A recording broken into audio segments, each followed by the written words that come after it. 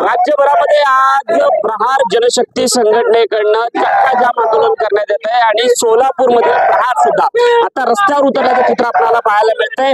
सोलापूरमध्ये सोलापूर पुणे महामार्गावरती या ठिकाणी आपण बघू शकताय की प्रहार जनशक्ती पक्षाकडून रस्ता रोको जो आहे तो या ठिकाणी करण्यात आलेला आहे आणि आपण बघू शकताय की या ठिकाणी प्रहार जनशक्ती संघटना असेल, रयत क्रांती संघटना असेल, संभाजी ब्रिगेड असेल, या रस्त्यावर उतरल्याचं चित्र आपल्याला पाहायला मिळतंय।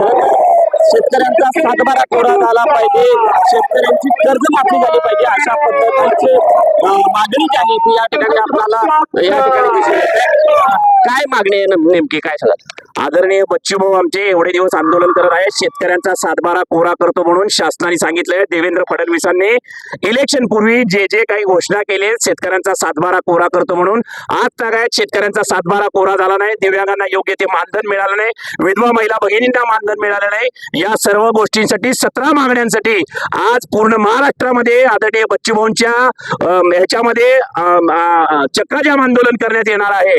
तसंच सोलापूर शहरात आज पाखणी येथे आपण पूर्ण पुणा रोड चक्का जाम केलेला आहे आणि जोपर्यंत मागण्या मान्य होत नाहीत, बच्चूभाऊंनी आताच सांगितलेलं आहे, मीडियाच्या माध्यमातून कळालं की डायरेक्ट आम्ही मंत्रालयात घुसणार, तर मंत्रालयात घुसणार म्हणजे घुसणार।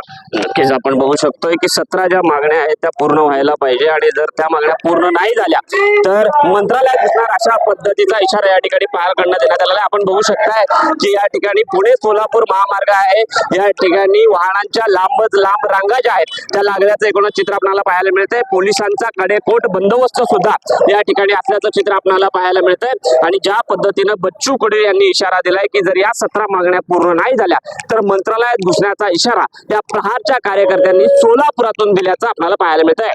त्यावर संतोष शिक्षक विश्वभूषण लिमये, साम टीव्ही न्यूज, सोलापूर।